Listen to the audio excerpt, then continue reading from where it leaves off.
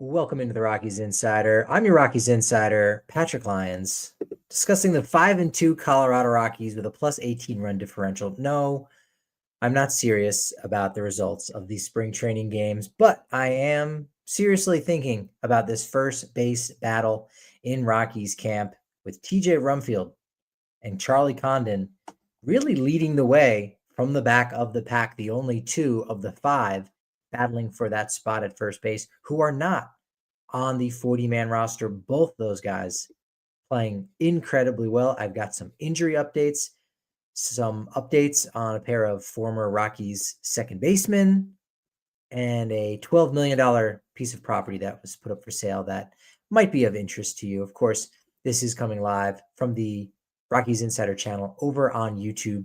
So if you have a question or comment or concern, feel free to lob it my way. Felix, first one in, as always. Good to see you, buddy. Are you guys excited right now? It's still early. We've got a little more than a month. If you're listening to this on Friday on the podcast side of things, it's exactly 1 month until the Rockies' first game in Miami on March 27th, the day after the start of the season, the day after opening day.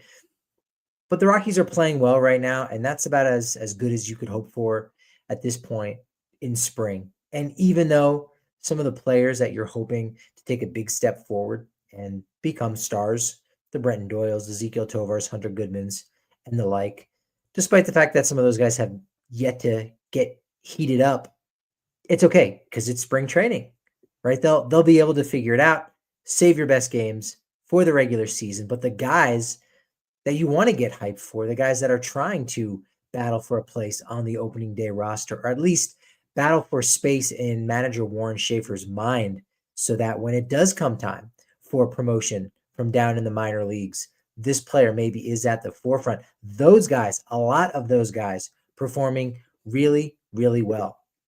In the chat, Wild the Innocent, 16 hits today. Yes, 11 runs against the Giants on Thursday, 14 runs against the Cubs on Wednesday, 24 combined runs over the past 2 days. I wanted to see when the last time the Rockies had scored 24 runs in consecutive games, not in consecutive games, but over 2 games. They've got a plus 18 run differential. They've won 4 games in a row. They're 5-2, and yet, of course, the Dodgers are 6-0 with a plus 30 something run differential. So if you are a Rockies fan out there hearing that, you're probably saying, can't we have anything nice? No, you can't. You can't have anything nice. But that's not really true because TJ Rumfield has been looking incredibly nice. Dude launched a pair of home runs against the Cubs on Wednesday during his start at first base. He added a home run on Thursday. So home runs in 3 consecutive at-bats for TJ Rumfield.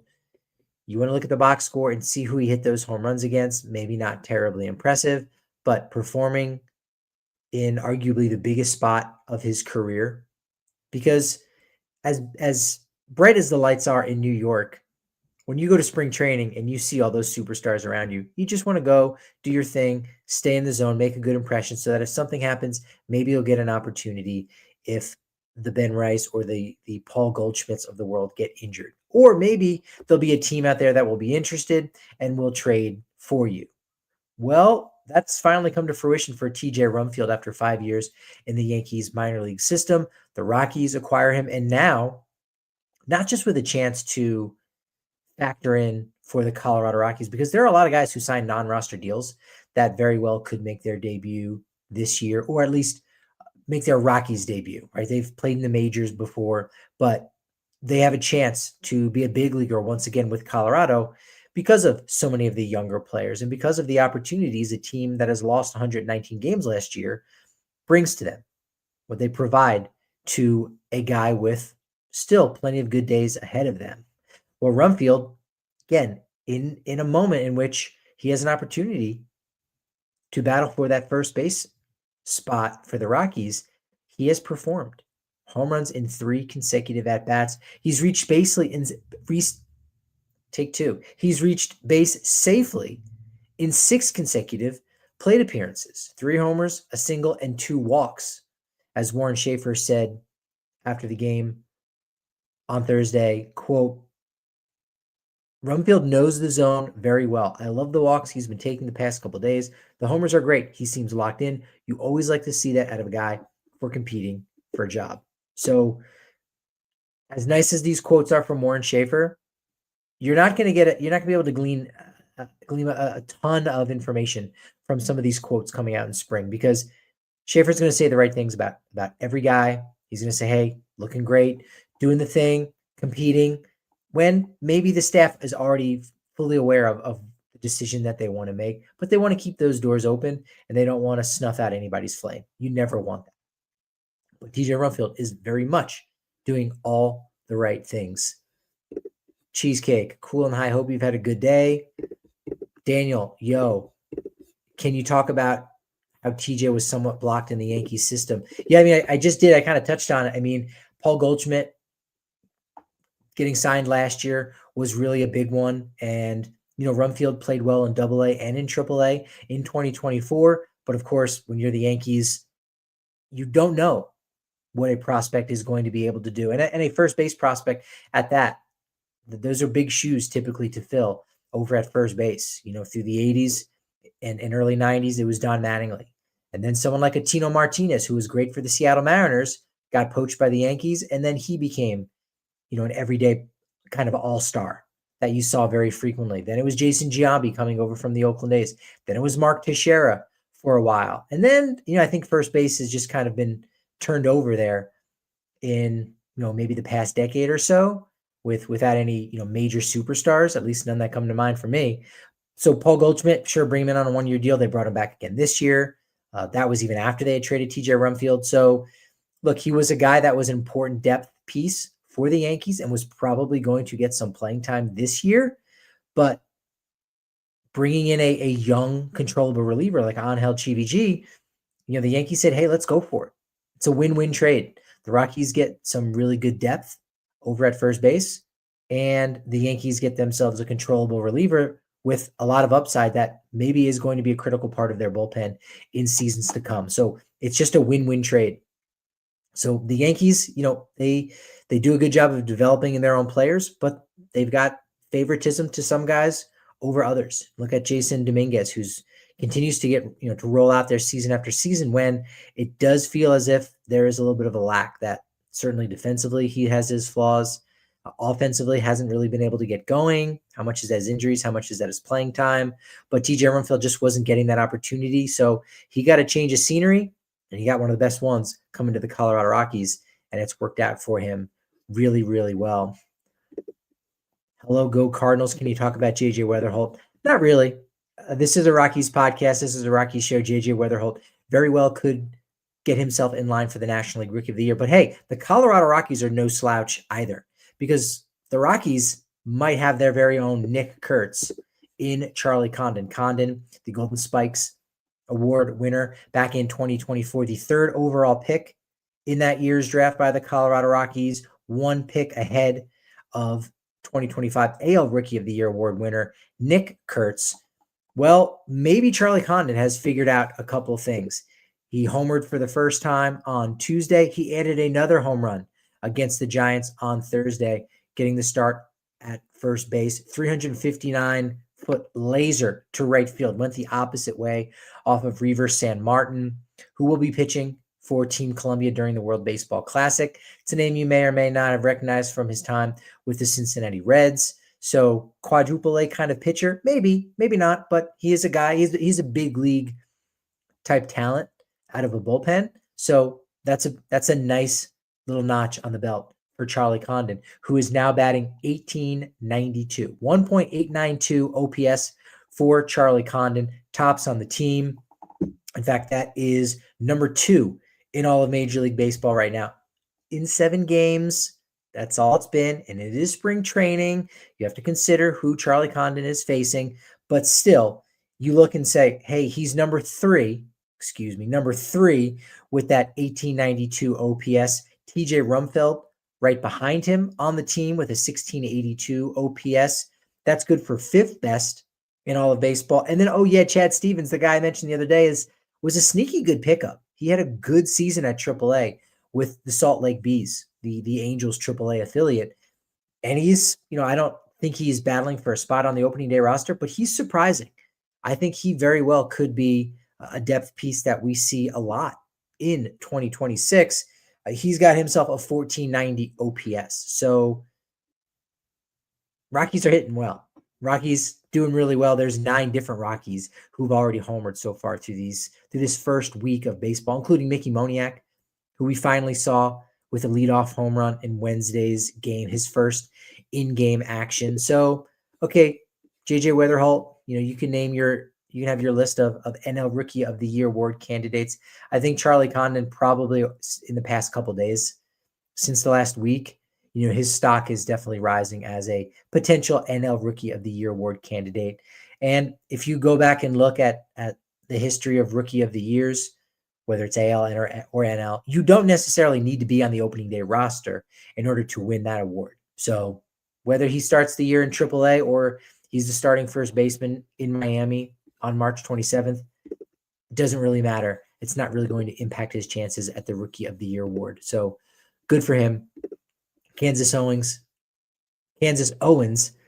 go Rockies. Glad someone cares about our squad. I mean, yeah, it's the Rockies Insider, so of course I have to know what's going on with the Rockies. I follow all of Major League Baseball. I think that's one of the reasons why I think I'm a good podcaster, why I'm a good journalist, because I know what's going on outside of Denver as well. And if you're too locked in on just the Rockies, you're going to end up missing out on a lot.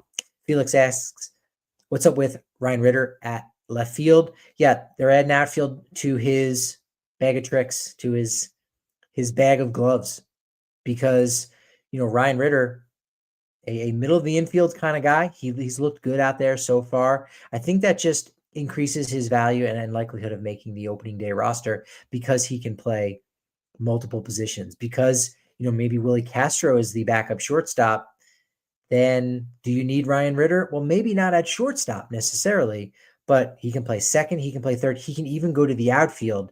You never know who is going to be healthy on the opening day roster. From left to right, it's going to be Jake McCarthy, Brenton Doyle, and Jordan Beck, with Mickey Moniak subbing in there on right field on any given day. So you've got 4 outfielders right there. Troy Johnson can play first base and then in the corners, and Willie Castro can play the outfield a little bit as well. So you've got some options there. Tyler Freeman can play right field. But if you can play all those positions, if you can play the infield and the outfield, that's gonna give a lot of value to any player. So Ryan Ritter being able to play outfield is a good thing defensively. The bat needs to just progress a little bit more, and that's what he's working on. He's already got himself a home run so far this spring. Now, on the pitching side of things, Antonio Senzatela, you might have seen on Wednesday, he came in after Jose Quintana, who had a scoreless inning of work, and Senzatela, 3 scoreless frames, 53 pitches, had 3 strikeouts, only allowed a hit, walked 1, as he is about to make his debut, or rather go and depart the Rockies this weekend to go to be a part of Team Venezuela for the World Baseball Classic. So don't expect to see Antonio Senzatela anytime soon. Jose Quintana very well could be done here very soon, as he's getting himself ready for Team Colombia. Michael Lorenzen, we know, is going to be contributing to Team Italy. And, there could be a couple surprise players here and there, because there are guys going down to injury that are not able to participate anymore. I mean, Taj Bradley was one who he's no longer going to be playing with Team Mexico because of an injury. We know about Corbin Carroll not participating in the World Baseball Classic because of his hamate bone injury, and he is out for Team USA. So there's going to be guys who get hurt, and maybe there's going to be another Rocky or two that's on one of these temporary rosters. So we'll see what happens if the Rockies have somebody else go out. But Warren Schaefer said it earlier in the year. I got the video over on the Rockies Insider channel on YouTube. Actually, it was Paul DePodesta who said it. Excuse me. But because of so many pitchers, Tomoyuki Sagano, he's already out. He's yet to make his Rockies debut in spring training. He's already practicing with Samurai Japan, getting ready for their first game coming up next week, as The games going on over in Asia will start next week for the World Baseball Classic. And Sagano, yet to make his Rockies debut, he's out. So a lot of the Rockies rotation is going to be participating in the World Baseball Classic. And so expect to see a lot more of those younger guys. The Sean Sullivans getting stretched out, the Gabriel Hugheses of the world. So we'll see how that ends up happening. In the chat, let's get to the injuries. Yes. How did Kyle Karros look today after getting hit in the head the other day? He is fine. Did get hit in the helmet on Tuesday, but was checked out. Totally good. Not a big issue. Bretton Doyle, he was scratched from Wednesday's lineup because of wrist soreness, was held out on Thursday as well. Did undergo some imaging to the wrist. No results back yet. Thomas Harding all over that one. Edward Julian, low back tightness, as he is another one of those guys who could factor in over at first base. You know, he's got first base experience, but I think because he is predominantly a second baseman and because you already have a lefty first base bat in Troy Johnston, I don't know why you need both of those guys. Now, if Troy Johnston is needed in the corner outfield because maybe he provides a better look over a Mickey Moniak in left or right field when Beck or McCarthy needs a day off, or Bretton Doyle needs a day off and McCarthy's in center, then okay, Julian needs to be over at first base. But if everyone's healthy, I don't think we should really see Edward Julian a lot over at first base. And, you know, even if Johnson isn't the solution, he isn't the guy that the Rockies want to go with, or he's hurt, I think TJ Rumfield, also hitting from the left-hand side, is going to get more opportunities at first base than Julian. But with this low back tightness that Julian has, you have to think, okay, is he now going to be out of the World Baseball Classic? Because he is, you know, a big factor in Team Canada's plans. You know, he was big for them in the 2023 World Baseball Classic. He performed incredibly well. So we'll kind of wait to see what happens with his health going forward. Carson Palmquist, who took a line drive off the shin the other day, should be okay. It's one of the reasons why you haven't really been seeing him yet. Kyle Freeland, who was scratched over the weekend, he did have a good bullpen session on Wednesday, could end up making his Cactus League debut next week. McCade Brown, he's scheduled to throw a bullpen session on Friday. He's got a bit of a shoulder issue. We'll wait and see what's happening with him. In Rockies second baseman news, you may or may not have heard a few days ago, Thairo Estrada signed a minor league deal with the Baltimore Orioles. And Brendan Rodgers, who's playing with the Boston Red Sox, in case you forgot, he's also in the AL East.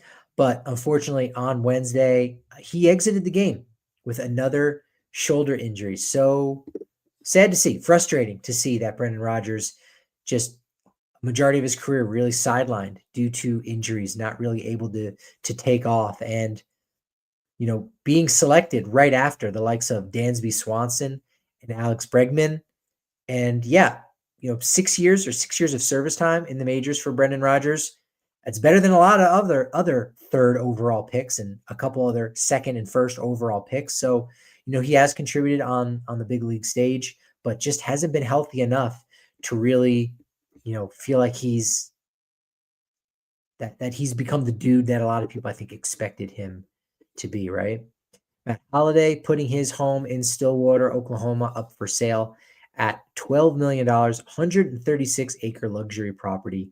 And yes, it does have a baseball field. No surprise there. Injuries opening a spot for RJ Pettit. I mean, arguably, RJ Pettit has a spot. And I say arguably because if the Rockies don't decide to keep him on the opening day roster, great question about RJ Pettit.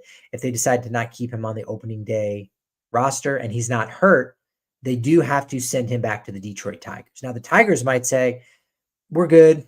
You can keep him for cash considerations, or, you know, toss in this really low-level prospect and you can hold on to RJ Pettit. You can work out something like that. But the only way that you are guaranteed to keep RJ Pettit is if he is on your opening day roster. He can start the year on the IL, but he still needs a certain amount of days active on the active 26-man roster in order to be cleared, in order to be there's no better way to say it, property, quote unquote, of the Colorado Rockies. This happened 5 years ago at this point. Julian Fernandez, the guy who's thrown 100 miles an hour in the minor leagues, Julian Fernandez was claimed in the Rule 5 draft. I think it was first by the Marlins, and then it was by the Giants. But he spent the entire first year with the Marlins after being selected in the Rule 5 draft on the 60-day IL because he was coming back from Tommy John surgery. So he couldn't pitch. Well, guess what? He's not. He is not under club control. He was not an official member of the Marlins at that point. And so the Giants were able to claim him on waivers. I don't think he was selected twice in Rule 5 draft. I could be wrong about that. But I think he was claimed on waivers because, again, he was not Marlins property, quote unquote. So the Giants held on to him, and he stayed on the 60-day IL for that entire season as well. And then eventually went back to the Rockies because under the rules, he was their property. He was under their club control, and he had yet to, properly make his debut. So when he finally did make his major league debut, I think that was in 2022, when Julian Fernandez finally made his major league debut, he had already had 2 years of service time, which is wild. So technically he wasn't a rookie, despite the fact that he had never played a game yet. In fact, that he wasn't a rookie. There was a game that he pitched in, and I think it was Ashton Godot. There was like 3 to 4 rookies. I think it was 4 rookies that had pitched in that game, when in actuality it wasn't 4 because Julian Fernandez wasn't actually a rookie at any point because he had that 2 years of service time. So just a weird wrinkle, to say the least here. Rockies schedule going forward here. I mean, I'm looking at their statistics right now, and the guys are performing here in a really, really great way. They're home on Friday and Saturday against the Padres and Royals, and then we flip the calendar to March. It's already March. Yes. Can you believe it? Sunday, March 1st against the Guardians in Goodyear. And then Monday, you got the Dodgers. All right.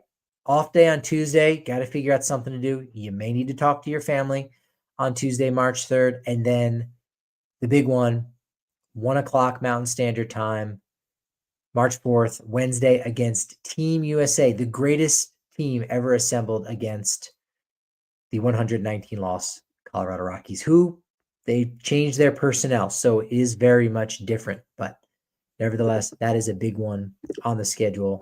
Check that out. Final question.